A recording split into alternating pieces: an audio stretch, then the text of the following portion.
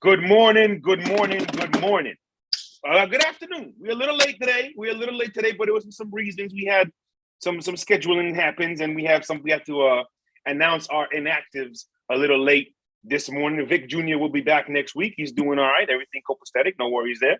We got MJ. We got the Godfather. True Man, False World. Fellas, talk to the people while I share the link. How are we feeling this morning?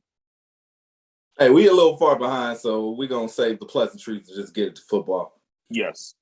We're okay. Let's get to it then. So let's start with the Thursday night game real quick. Go around the horn. I just want to say my quick piece. I'll leave the rest for some labbing that I will present to y'all next week when the Buccaneers play. But just a quick little recap. The Ravens obviously won that game. The Ravens played phenomenal. They had a really good game plan. They were able to stick to it for 60 minutes. And then you saw that game plan as it unfolded, turned in just, it came into fruition. They got the defensive line tired. They got the whole Bucs front seven tired. Everybody was a step behind. Everybody was a little late on their angles with their tackles. And just throughout the 60 minutes, it got easier and easier and easier for Baltimore. On the flip side, me and Vic talked about it briefly before the game, and it manifested before our very eyes as that game unfolded and as the night broke into dawn Thursday to Friday with everything that transpired for the Buccaneers. Shaq Barrett went on IR. Tom Brady got a divorce, and the Buccaneers are now 2 games under 500.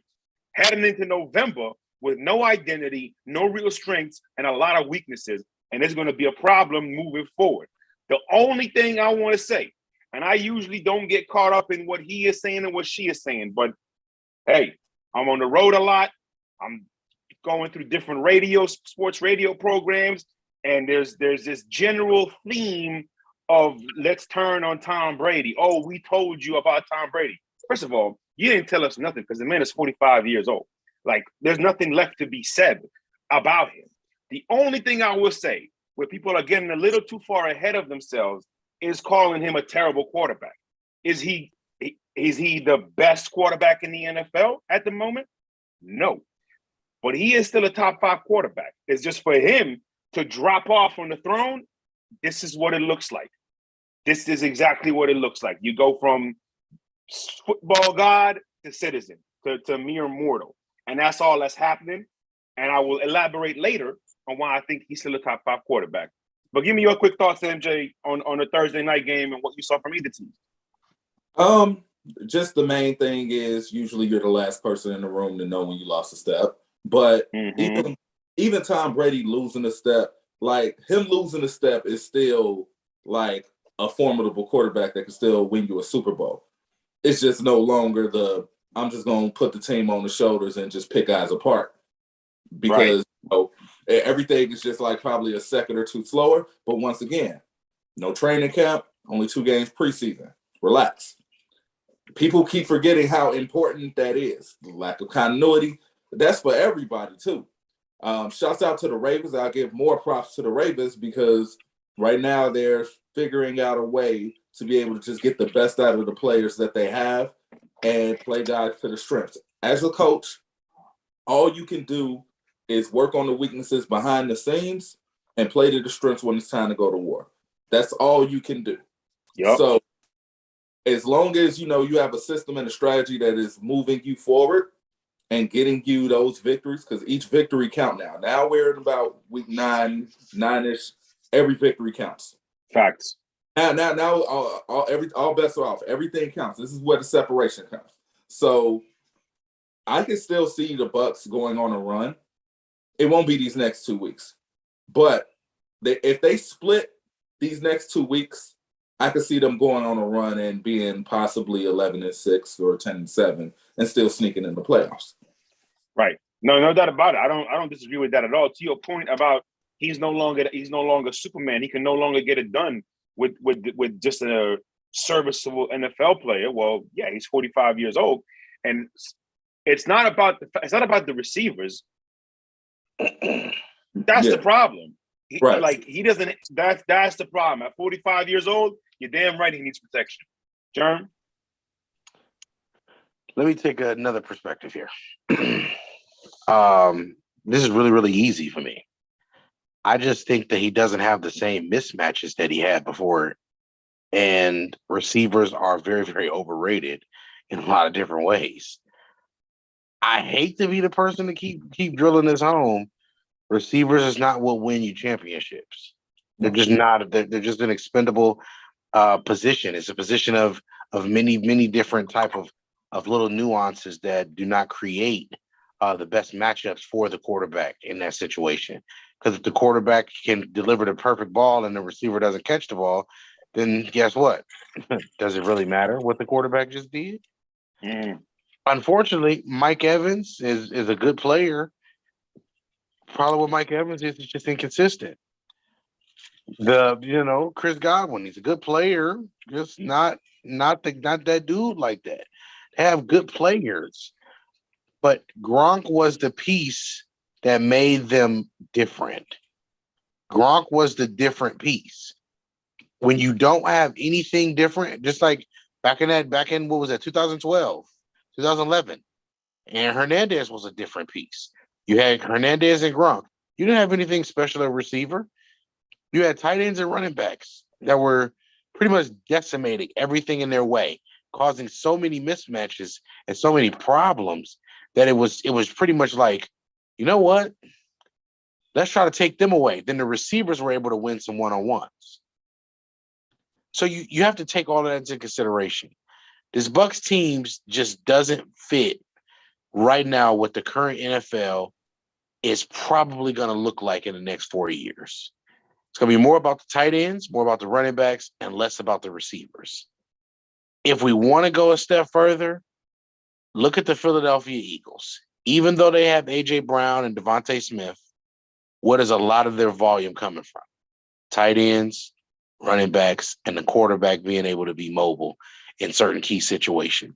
Situational football will always be the most important part of the game, and it just is what it is. And guess what? Maybe we're starting to see that having a mobile quarterback in this day and age is what's helping some of these quarterbacks. Yeah, mute. Yeah, I don't know. Yeah, you hit the mute button somehow, bro. That's pretty much what I got for you. Yeah. Go ahead, it's not Jay. very much else I need to say. There's still 10 fucking weeks of football left. It ain't the worst fucking division in all of football. Right now. I mean, we talk about futility.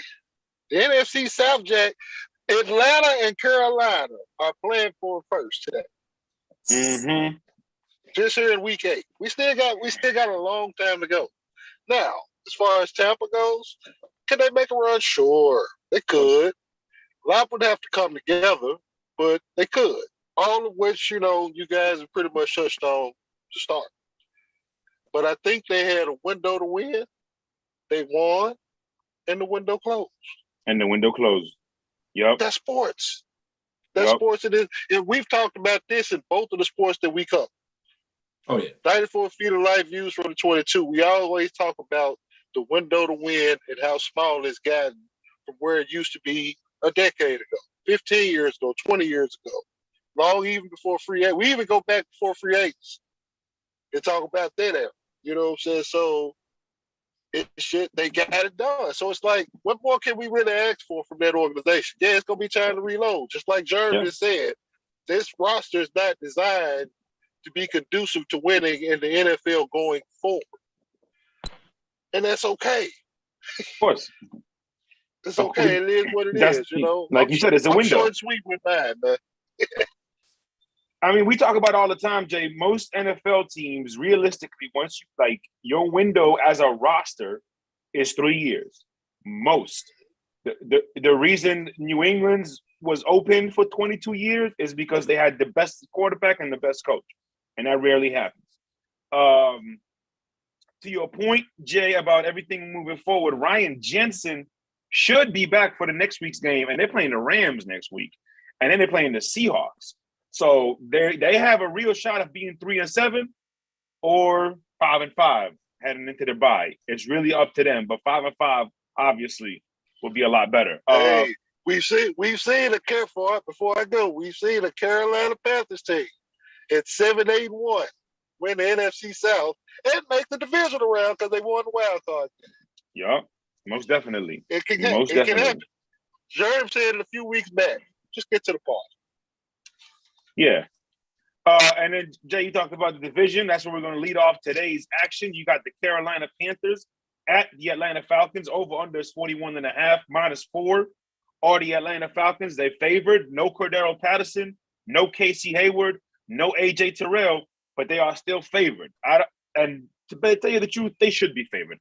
Real simple for me. I think Atlanta is one of those teams where, just like any other Mariota team, like the potential of the offense, it's the ceiling is only so high. Everything has to be on schedule. Everything has to be on time. There needs to be a healthy balance along the way. Now, the flip side to that is he's only had 28 total pass attempts the last 2 weeks. Matter of fact, 27, I believe. No, like not less than 30. That's what matters most. And so there needs to be a little more diversity to their offense, so to say. They got to start getting Kyle Pitts more involved. No matter what's going on, no matter the opponent, Kyle Pitts has to be more involved in this offense moving forward. I think Atlanta wins just because I think right now they have a better locker room more than anything. So I'm going with Atlanta to win this game. I'll go 2017 Atlanta. MJ? I'm going to go Atlanta as well. Main reason why I'm just picking Atlanta is because they have an identity. But the one thing that I can give props to for Carolina is having professional pride. And I think the reason why, you're seeing so much parity is because every team is playing with professional pride now. Something that we didn't see. We ain't used to see this with every team. Some teams, you can circle on your calendar like, yeah, that's pretty much a victory as long as we play 60 minutes of football. Now it's you gotta go take it. You can't just show up anymore to the ball and expect it. So shouts out to the Panthers. They are in rebuild mode clearly. But, once again, they keep proving views from the 22 right and saying that, as much as, running back matters, having the running back doesn't necessarily matter. Just having the depth at the running back matters. Mm-hmm. It's going to be a closer game than most people think. I'm going to pick Atlanta because of a little bit more consistency, but I will not be shocked if Carolina wins this. Absolutely not. Absolutely not. Jerm? Reason 3,622 of why I can't stand the damn Falcons is because there is nothing consistent about that organization. And when they're supposed to be good, they're bad. And when they're supposed to be bad, they're really bad. And then they're supposed to be really bad, then they turn out to be just terrible. So I just don't know what they want to do. But at the end of the day, Carolina, here's the beautiful thing for Carolina. That one win against Tampa could strike a nice little run for them. Maybe that was what they needed for them to get a roll going. I shan't not pick Atlanta against the Carolina Panthers. Give me the Panthers. Yeah. This is not a game to spend too much time on. It's just, this is one of those, the point I want to make about this game. When the locker room isn't together, when there's a locker room plague happening, it becomes very hard to trust the football team. And I think there's a locker room plague happening in Carolina. Next game on the docket, you got the Bears at the Cowboys. 42.5 is the over-under in this game. Not surprising, but the over-under, the Cowboys are favored by 10 points in this game. Despite not having Ezekiel Elliott, Dalton Schultz is doubtful, but he might play. Noah Brown, also doubtful, but he might play. Malik Hooker, we will see. He's a game-time decision. But the good news for him is Terrence Steele and Micah Parsons will be good to go. For the Bears, they got 5 starters that are out, including Larry, what's his name? The guard, the tackle, he's out. Cody Whitehair is out. Lucas Patrick as well. They're both on IR. So that's 3 offensive line starters that are not playing for the Chicago Bears today. And that's significant. Why? Because the Dallas Cowboys pressure the quarterback and hit the quarterback more than any other team in the NFL. And they are number 1 because of number 11. MJ, your thoughts? Number 1 because of number 11. Y'all got to follow. They do. No, but I'm just praying for Justin Fields' safety for this game. That's what I care about because he gets hit more than any quarterback, and it's nothing that he can do about it. Hopefully, if the Bears can run some more design runs, control the clock, I think that they have a chance to actually beat Dallas because Dallas is going to throw the ball 45 to 47 times, and that plays right into what the Bears like to do, which is, play that shells type defense, too deep back, and make you pick them apart with 1,000 cuts. And it's just not a lot of quarterbacks that can do that yet. It's just not. So, and, Dak being one of them. And it's not that he can't do it. It's just the fact that he doesn't have the continuity because he's coming off an injury. And, you got to get adjusted back to the speed of that game. So, agreed. I'm actually going to pick the Bears on this one because the Bears win. They're not supposed to win. And they lose games they're not supposed to lose. This has been the MO for the Bears for the last 25 years. That's an excellent point. You got a score or you just want to pick the Bears? No, I'm just going to pick them. All right. I like it. Adjourn. Dallas, this is a You Better special. Amen to that, bro.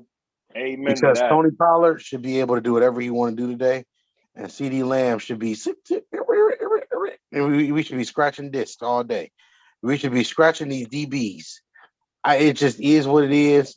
I don't see it being really close. 10 points, I think, is a thing because they're saying it's a professional team. Dallas should win like 40 to 12 today. Justin Fields is not what y'all think he is. I'm tired of telling y'all these quarterbacks that y'all like don't be SH. But you know what? Y'all going to continue to see him. He has been atrocious at seeing the field. Y'all think Russ is bad? He's been awful. He can't see the field. He can't see the person in front of him. He can't see the forest for the trees. Give me Dallas. Give me Dallas. Give me Dallas. Give me love or give me liberty. Give me justice. Please don't give me the Bears. No, I think again this is a You Better special. Is there room for upset? Absolutely, because on the flip side, for some reason, when Dak is the quarterback, they just fall short of what they're supposed to do. I don't understand what's happening there. Even without Ezekiel Elliott, with Tony Pollard, there should still be some productivity in the run game. As we let off this segment, the Cowboys. Well, the Bears actually give up a lot of pressure on their own. Their offensive line is very suspect. But the Cowboys, they hit the quarterback the most, they pressure the quarterback the most, and the secondary is eating off of that. They are eating off of that, and I'm sure Diggs is the most happy with the hole that D-line keeps putting quarterbacks in. Give me the Cowboys because they should. It is a You Better special. Believe it or not, they should cover the points as well. But the last time we said that about a Bears game, they went out and whooped some ass on Monday Night Football. So who knows?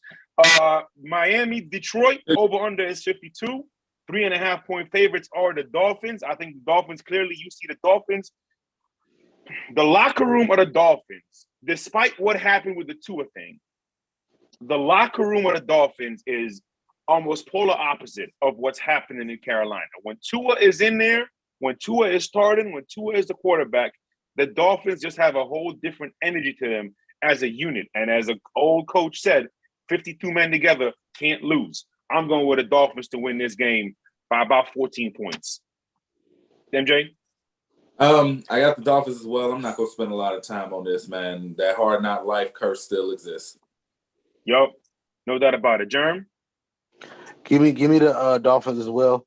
I think the Dolphins have to start. This is the time of the year. And Mo, I think we talk about this every year around this time. You want to separate yourself. Mm-hmm. This is their time for them. You got your quarterback back. He's healthy. Get everybody there. Make sure you keep stay as healthy as possible.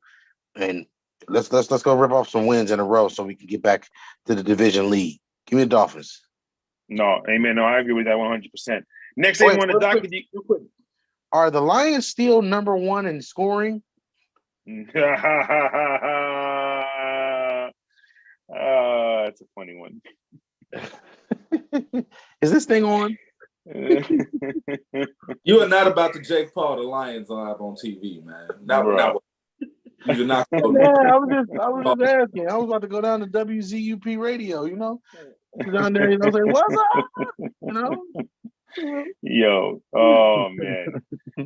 Listen, The Lions, we kind of, if you thought the Lions had, like we knew the Lions didn't have substance with what they were doing early on in the season, and obviously that's we're seeing that more and more and more. Again, Jared Goff is not playing bad. Like by all means, this is not on Jared Goff.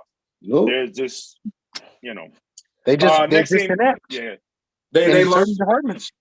They learned about gravity. yeah, that's a good one. They learned about gravity. Next one, you got Tennessee versus Houston. Oilers. Oh, this is an Oiler special. This is the Oilers invitation. I don't really have anything on this game. Give me Tennessee.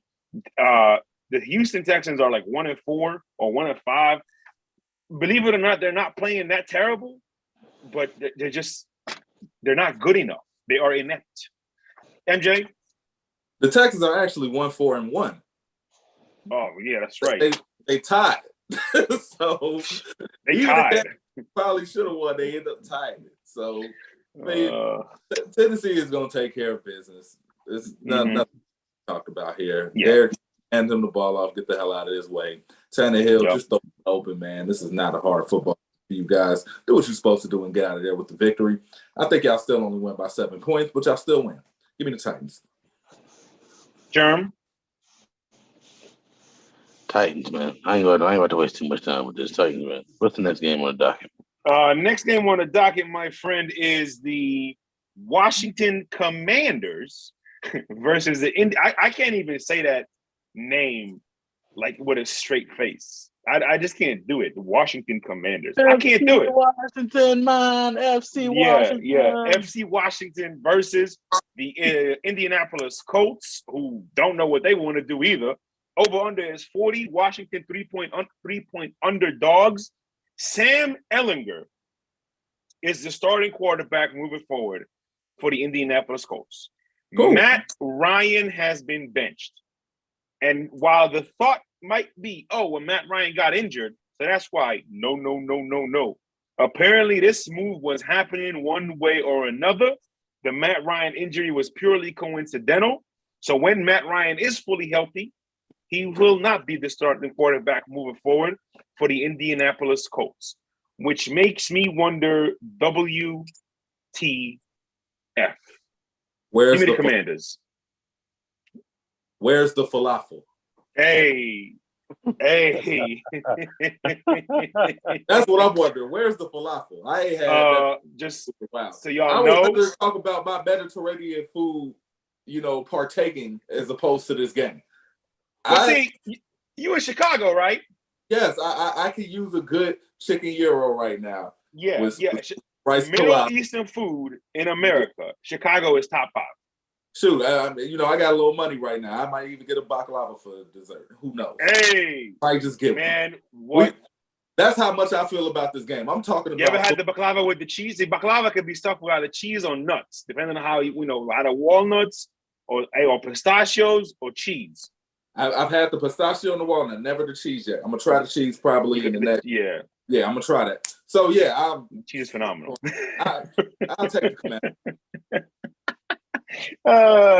Germ. I like the where's the falafel, by the way, MJ. That's pretty good. I'll be honest with you, man. Yeah. I'm like, WTF? I'm like, where's the falafel? No. I mean, so here's something interesting. I know you guys will find this interesting. This is the first time that the Colts owner and the Commanders owner will be in the same building since the Colts owner made that comment about him. Mm-hmm. That's a bigger headline than the damn game. Give me the Commanders. Hey, man, real quick, shout out to everybody in the comment section. The comment section is jumping right now. We're going to get to the comments in just a second. You got the Las Vegas Raiders versus the New Orleans Saints. Now, initially when this game popped up as I was preparing for the show, I'm like, I don't really want to talk about this game like that. But then I started thinking about it a little bit more. I still don't want to talk about it like that. But what I will say is this. New Orleans is going to play spoiler to the NFC playoff picture. Because honestly, it's only a matter of time before you get one or two really good games from Andy Dalton or one or two really good games from Jameis Winston. I don't think they are going to trade Alvin Kamara. Now, if they do, all that would change a little bit. But there's just so much that this Saints team does as a whole on all three phases of the game. And then not to mention that defense can still get after you. That defensive line can still punch you in the mouth. And that offensive line is still intact. They got it. They got plenty of it still. And they got good substance as a whole for their football team. Meanwhile, the Las Vegas Raiders, this is who Josh McDaniels is. This is who Derek Carr is. It's almost a perfect marriage of head coach and quarterback in the sense that they are always going to underperform to their expectations. They might have some games. They might have some flashes. They might have at times where the Raiders look like a real professional-led football team. But I just think some guys are better coordinators than they are head coaches. Some guys are just strictly coordinators. Todd Bowles, strictly a coordinator. Josh McDaniels, strictly a coordinator. That's just what I believe. I'm actually going to go with the Saints in this game. It would have upset special. You got Vegas going to the New Orleans. I ain't gambling in Voodoo City. Give me the Saints. MJ? Sometimes when you're a genius at something, it's very hard for you to relate your message to other people. And no, I'm not talking about Kanye. I'm actually talking about Josh McDaniels. Like, I think his mind is so complex when it comes to trying to execute what he tries to execute that him being the head of it, it's hard for him to explain that to his coordinators and everybody on the 53-man roster to be on the same page at times. When you get a head coach that is more of a motivator, more of a locker room winner, and then you put him with that, that's a perfect marriage and a perfect combination. I think that's what's going on with that. So, with all of that being said, give me New Orleans only because Taysom Hill is listed as a quarterback and a tight end, and you could play him at tight end, and it's great for fantasy. And Shenos is eating off of that. Shouts out to Shenos. I dig it. Derm?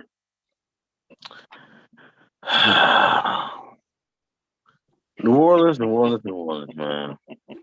the most interesting teams every time. Because it's, again, the roster is undeniable on paper. Facts. But it's just they do not give it on the field, bro. It's just so aggravating. Every year it's the same thing. Give me New Orleans. God. No, I mean, I completely understand. They have, like, when you go, okay, how to build a professional football team. The Saints check off a lot of things, okay? Mm-hmm. The one thing that keeps them from getting over the hill is Taysom package. Arizona versus Minnesota is next. Now, this game is a game. This is a game. This might be, should be, could be, hopefully will be one of the most exciting games of the day, and might be the highest scoring point game of the day. So if you're on fantasy, if you're gambling, take the over and try to find some good stacks in this game. Just my humble opinion on this one. DeAndre Hopkins is playing, which means Kyler Murray is going to play like a B-plus quarterback. Like, DeAndre Hopkins is – I don't know if there has been a quarterback more important I don't know if there's been a receiver more important to a quarterback than DeAndre Hopkins is to Kyler Murray. At least not in today's NFL. At least not today's quarterbacks, where a receiver should mean this much to a quarterback. But DeAndre Hopkins means that much to Kyler Murray, which means that the Arizona Cardinals might be somewhat watchable today. On the flip side, when did Kirk Cousins become the swaggiest quarterback in the league? I can't wait to talk about that. You know what? I'll say what I got to say. But when did he become the most swaggiest quarterback in the league? I've been calling the Minnesota Vikings the biggest tease in football for the last 5 years. They have never been a bigger tease, and it's because of Captain Kirk Cousins. MJ? Kevin O'Connell is Morpheus. That's it. He told Kirk Cousins, this is what you're capable of. Kirk Cousins looked at him and said, you mean I can dodge bullets? He said, no. I mean, when you're ready, you don't have to. And he's been throwing bullets all across this field because of it. Yeah, I like that one. I like that one. Yeah. Go ahead and give me. It's at home at the Vikings. I am going to take the Cardinals, but it's not going to be because the Vikings do what they usually do, which is, because they have expectations, they let us down. It's just really going to be because Kyler Murray is just going to do 360 to throw it to Hop like 12 to 20 targets for the game. So I'm picking them. Do you think, because I forgot to mention the injury report, they are missing 2 offensive linemen, possibly 3, and James Conner are the Arizona Cardinals. I don't know if that changes your mind at all. No. But to me, Kyler don't use the offensive line anyway. Absolutely. When do we use it? You know what? Red or blue pill, you live and you learn. Germ.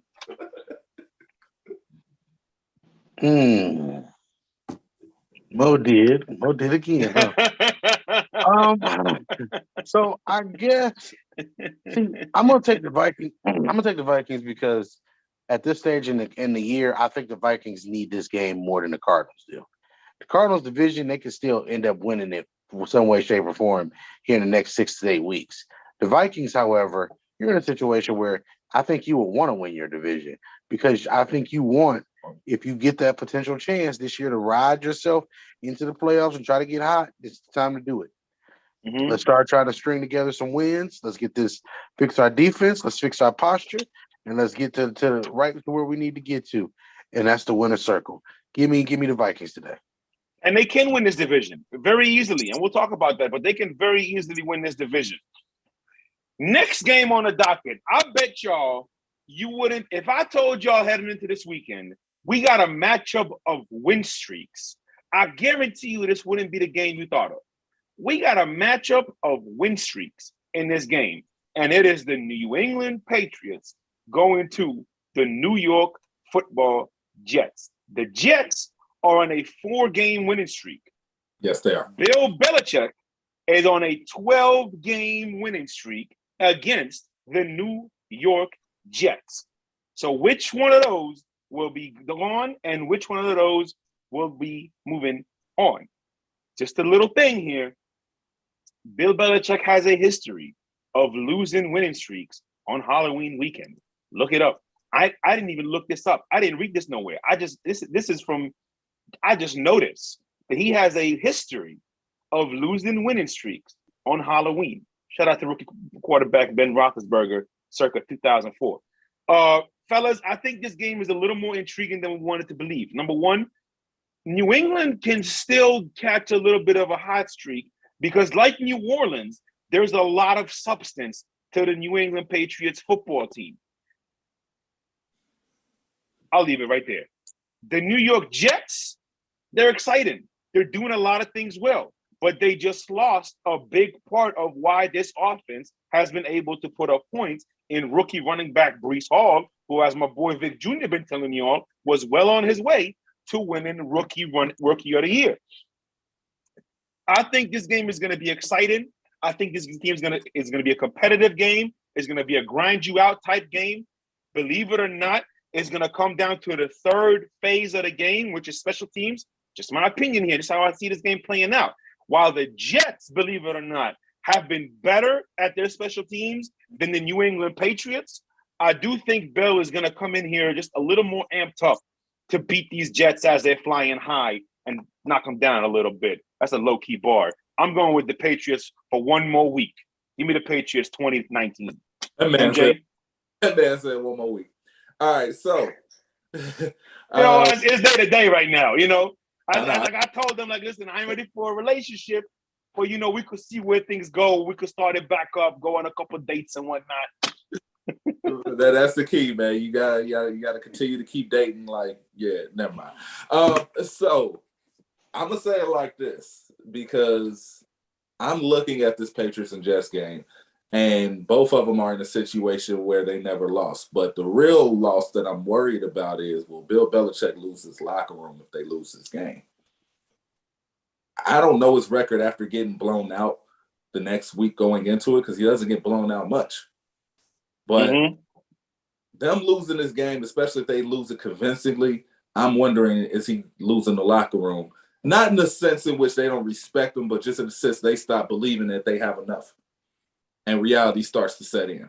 Just like him said, sometimes he's like, dog, do you think sometimes we need to just stop trying to live up here and just live right down here where we're at? Like, it happens. So facts. With that, I'm going to say the Jets are going to win, and I want to see what Bill Belichick does next after that because I don't think he's ever been in that position before. We got to go back to Cleveland? What 3-6?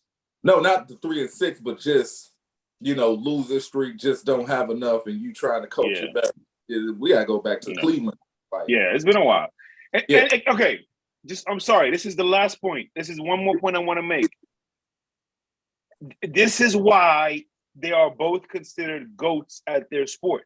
Because this isn't the worst team that Tom Brady has ever played with. This isn't the worst team that Belichick has coached. Believe it or not.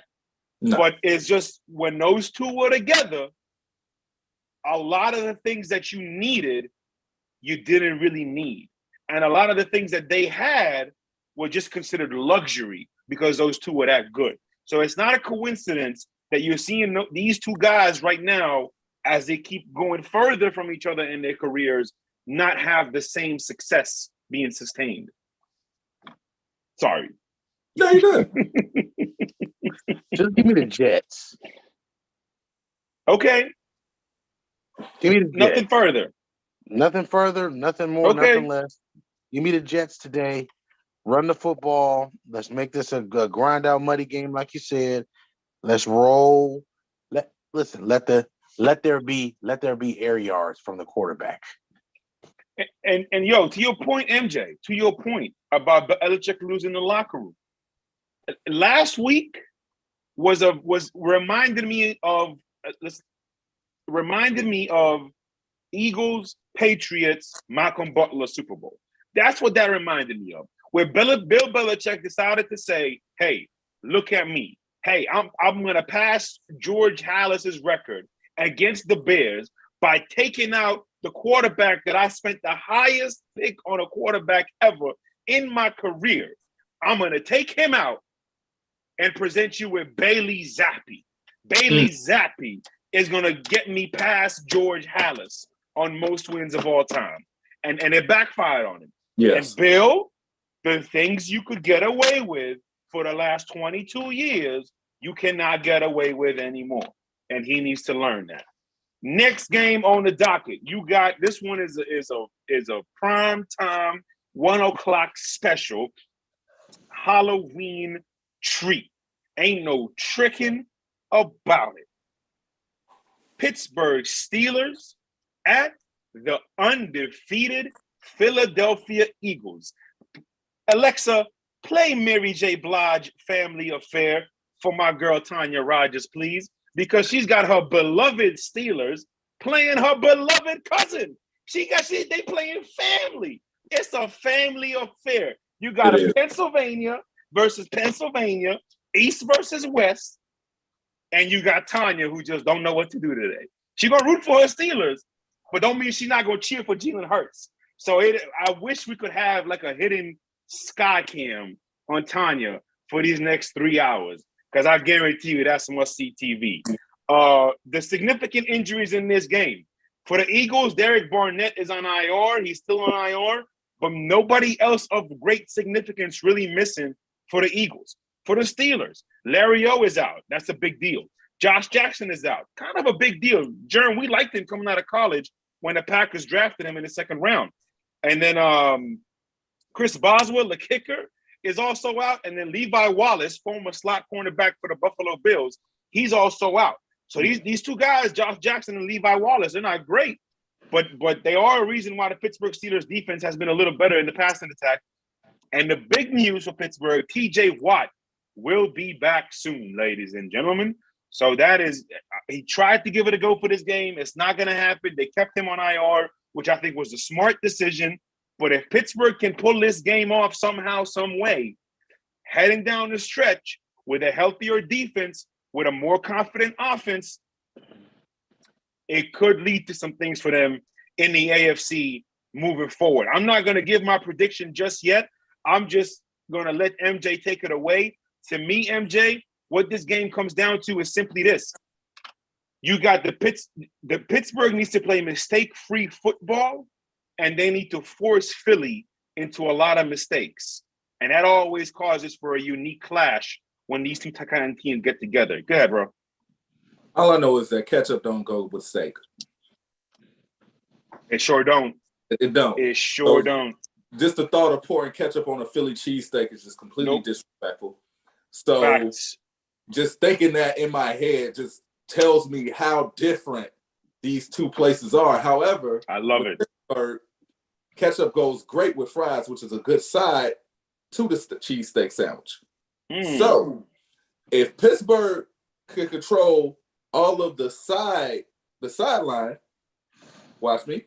If Pittsburgh could control all of the movable parts around it, that's not Jalen Hurts, and make Jalen Hurts beat them by himself, because we know we can't put ketchup on Jalen Hurts. He's the cheesesteak. But if we take out all of the sides, maybe, just maybe, we might have a chance to kick a field goal towards. Yeah.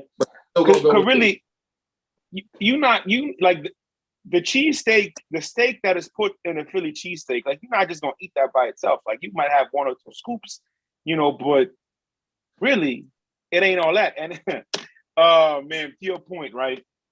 I had a friend of mine send me to a certain spot in the Strip District, and it was like, yo, they got a real good Philly cheesesteak sandwich. I'm like, but this is Pittsburgh. Like, don't worry about it.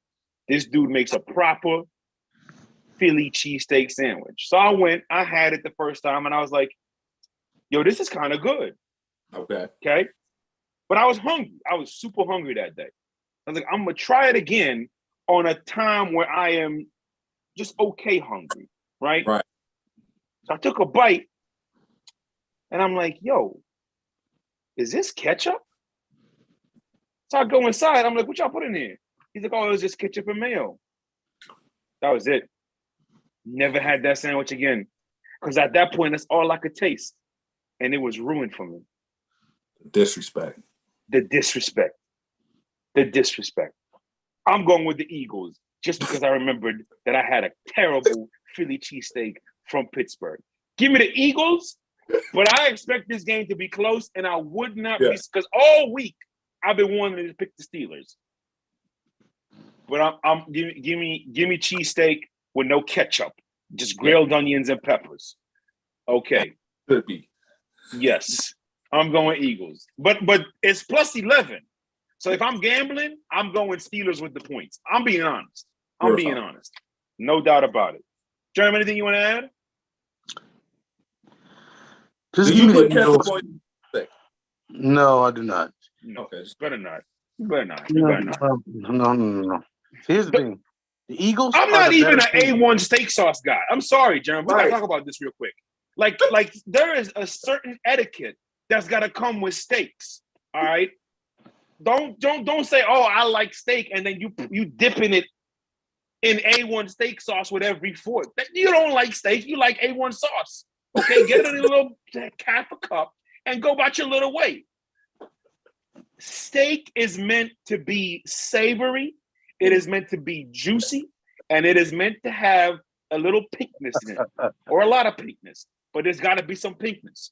Okay, you just don't all this extracurricular stuff y'all be putting on steaks is highly unnecessary. Go ahead, Jeremy. I'm sorry. With that being said, the next game on the docket, please. I love it. Who you going with? Jeremy, who you picking? Oh, I got the Eagles. I'm picking the Eagles. Okay. I don't think Pittsburgh doesn't score enough points. And to be honest with you, that offense right now is about 3 years away from being 3 years away right now. I like it. We got 3 games left on the docket, 3 pretty good games. We're going to try and go through them real quick. You got the San Francisco 49ers at the Los Angeles Rams. I'm going to make this simple for me. I can't wait to see this game. I think it's going to be a great game. Kyle Shanahan is like 7-0.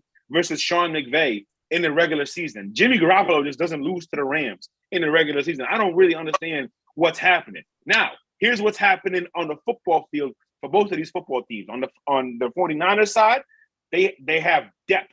I said this a couple of years ago. I still stand by it. I will say it every chance I get. DDP. Shout out to Diamond Dallas Page. Depth, discipline, and I forgot the last one. Oh my God. Brain fart completely. It's okay. It was the steak conversation got you. The steak conversation. What is it? I've been saying this for years, dog. Preparation. Discipline. Bigness. I remember it. That's a whole brain fart, yo. But for the 49ers, you got Christian McCaffrey, you got Deebo Samuel, you got George Kittle, you got Kyle Juszczyk, you got a real strong offensive line. Your defense is unbelievably good at pressuring, at covering, at communicating, at blitzing. And then Charvarius Ward, he's probably a top 5, top 10 cornerback in this league. He is playing exceptional football. Now, for the Rams, they got a problem with protection. They got a problem with pressuring. The Rams are allowing one of the highest rate of pressures in the NFL this year, and it is taking a toll on Matt Stafford, who's already coming in with a bad elbow, and it's showing because he's got 6 touchdowns for 8 interceptions so far this season, and for the Rams, they got too many cups, and they're not spreading around on a plate like they're supposed to be. It's too much cup and not enough food going around the plate, and that's the problem for the LA Rams. Give me the San Francisco 49ers to win this game by 5 points. MJ? I got 49ers too, mainly because I think the 49ers is about to make a run, and it's going to be the 49ers versus the Bills in the Super Bowl. Right. That move they just made was the final piece for Kyle Shanahan to complete his office to where you can't focus on one specific person. And Garoppolo, he's just good enough to make you pay the price. Facts. Just pressure, depth, discipline, and pressure. If you don't have depth, if you don't have discipline, and the pressure, if you can't pressure and keep your quarterback from being pressured. 3 main components to a successful football team. Hova. Get ahead, Jeremy. I love it. Give me Frisco. Frisco is where we're gonna go for this because I mean at the end of the day, because step by step and day by day, they just continue to get better and better. You know, when it comes down to it, now they can finally run the official full house formation with the tight end and the 2 running backs. I think that will work out pretty well for them. 2 receivers and a nice little full house, type of thing. If y'all not catching these bars, I don't know what to tell you. But it is what it is. But at the end of the day, that this is a football team that is poised and ready to make some moves. They just have to do what? Be consistent. As long as you are healthy, as long as you are consistent, you will make all the runs that you need to. You know what I'm saying? That just is what it is. And Jerm, don't forget that they're gonna be able to hang with Mr. Cooper too. Yes, because Cooper. There you go. Yes, you go. I mean, if we go sitcom, might as well. Sitcom bars. Might as well. Hey, some of y'all need to sitcom. That's all. There you go. That's a fact. The one thing I'll say, MJ, is I don't think it's going to be this year, the 49ers Bills Super Bowl. I think it's going to be next year with Tom Brady on the center for the San Francisco 49ers. Next game on the docket, the divorce happened. I'm sorry. That man is not retiring. He is not retiring no more. He's gonna have a crappy season. It's old and then he's gonna get back in the lab. They're gonna do the same procedure again that they did for Steve Rogers, and he's gonna come back. He's gonna come back and play 2 more years strong. If that happens, we need a wellness check for Jimmy Garoppolo because that'd be the second place he runs him out of. Yup. Exactly. And both times they had red carpet for Jimmy. And he's like, Brady's here. Oh, hey. This way. This way. Just go east. I don't care where you go. Just go east. Ain't much left for you west. Man. Bro, what? I mean, listen. At the end of the day, though, it's Jimmy's fault. It's Jimmy is operating on a frequency where he is around porn stars, where Tom is operating on a frequency where he got supermodels. That's the difference. What's the Who difference? you are is who 4.6. you are is how you are. You feel me? To have leathers, Bro, what? Exactly. Jimmy's tracks are being sold at Sam Goody still. Okay, Tom, you got to download a website and a subscription. That's the difference. Listen. I was the first one with it. Yo, hey, Mm-mm. did it better, did it nice, did it different, did it twice. Is that how it goes? Did it better, did it nice, did it different? I believe that's how it goes. Yeah, I was wearing that platinum where y'all thought it was silver. Mm-hmm. We had time to play around with the bars. We got the last game, but we had time. Yeah. We do. I mean, you got Giants and Seahawks. I think this is another game. The 4:00 window is going to be phenomenal today. You got the Giants at the Seahawks. That game is going to be a lot better than we think it is, or than we originally anticipated it to be. You got really, really two good, well-coached football teams, disciplined, that got enough depth. The run game is solid offensively. The run game is skeptical defensively. So I think you're going to see some explosive plays from both Walker and Saquon Barkley. But I am actually going to go with the Seattle Seahawks to get me an upset versus the New York Giants today. I think they're going to pressure Daniel Jones. I think you're going to see them have some successful plays against Saquon Barkley. And I think Kenneth Walker will have enough productive runs and one or two explosive plays through their passing game and enough to win this game. I'm going Seattle 24, New York 20.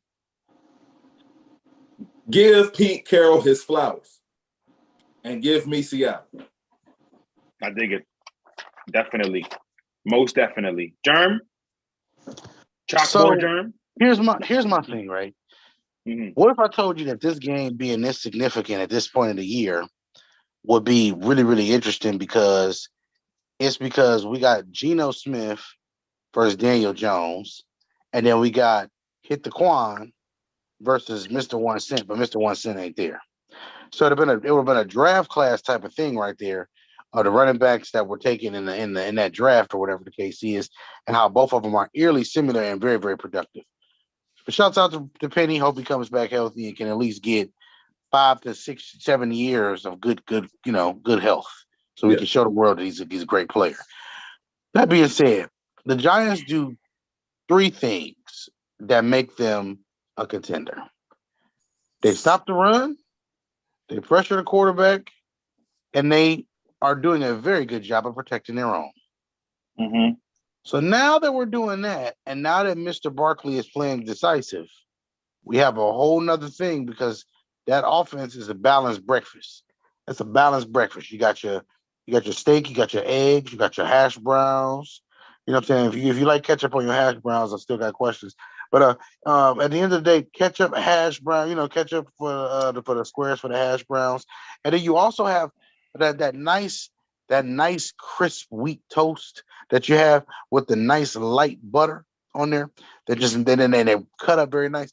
But that is a balanced breakfast for champions.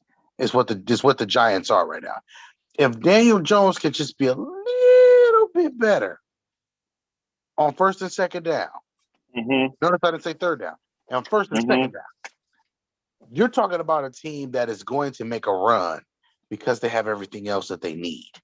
They do everything that you need to win. Run the ball, protect the ball, take away the ball. Shouts out to them. Give me the Giants. I like it. 31-20.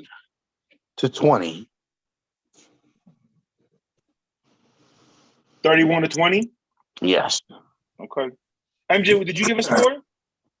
No, I don't give scores no more. Like, okay, I don't blame you. You and Vic. I don't ask no more. You and Vic, I don't ask no more. Yeah. Packers versus the Bills. I wish we'd have had a little more time to talk about this game because there's a lot happening in this game. I mean, this is a primetime special. And while everything tells you Buffalo should go out here and dominate, they still got bootleg 12 now. And he's still trying to make it happen. Even though with no Lazard, they're still trying to make it happen. Now, they got a lot of people questionable, including Rashawn Gary and David Bakhtiari, who on both sides of the ball are probably their best beef. But we know Buffalo. Buffalo is, to me, they just don't have the substance. I'm sorry to say it. They just don't have the substance. Will they win this game? Probably. But they are susceptible to losing any game at any time for any reason because they don't have quite the substance. You know what I mean? Like the Chiefs, you got to go out there and beat them. You know what I mean? Like the the Ravens, you got to make sure you stand tough for 60 minutes. The Bengals, you know you got to meet Joe Burrow for 60 minutes. You know you got to face that man. With the Bills, it's like, okay, if we play a good game and interrupt a few things, can they really be that same team? I'm going to go with the Bills, but this should be a close game. I wouldn't be surprised if the Packers win it. MJ? I will say this, and that's a good question that you have, and the reason why I continue to keep picking the Bills because maybe we missed something with Josh Allen. The more I look into this kid's story, the more I actually think he's finally taken a step. You got to think, this man came out of JUCO. The JUCO that I actually went to and played for in college. A lot of people didn't know that. We went to the same junior college, Reedley College. Okay. But this is not because I'm being biased. But the fact that he had to write letters to all of these Division I coaches, and one finally took a chance on him. Like, I look at, the fabric of what makes the cloth now, because it's so much more important when you look at that fabric that makes the cloth, because that's going to be your origin story as to what you're going to be. Facts. He's put the work in. He's gotten better every year. And even the game that That's he a lost, fact.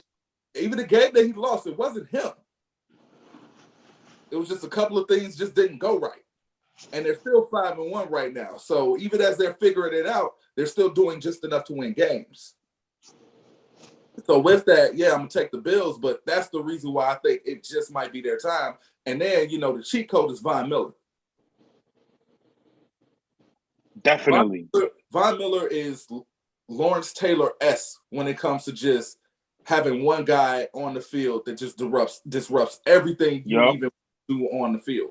Like by himself. There was no play to call. There was no coverage. He just, when he makes his mind up, I'm about to do this, it just gets done.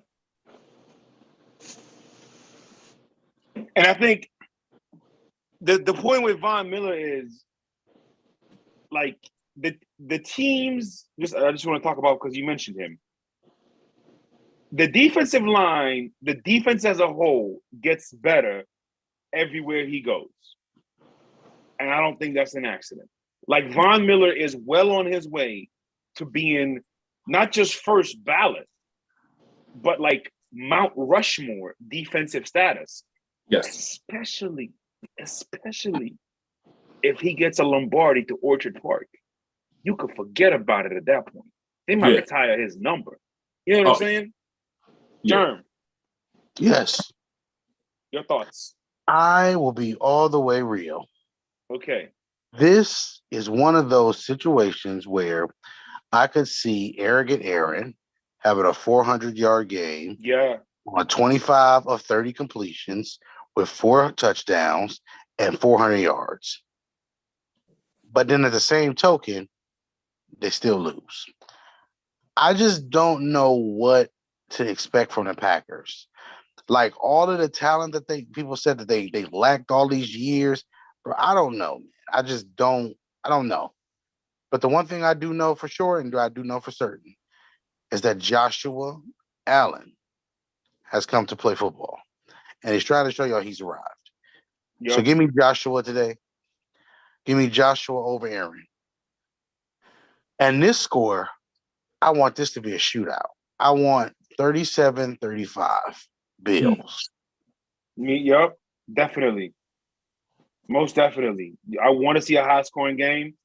And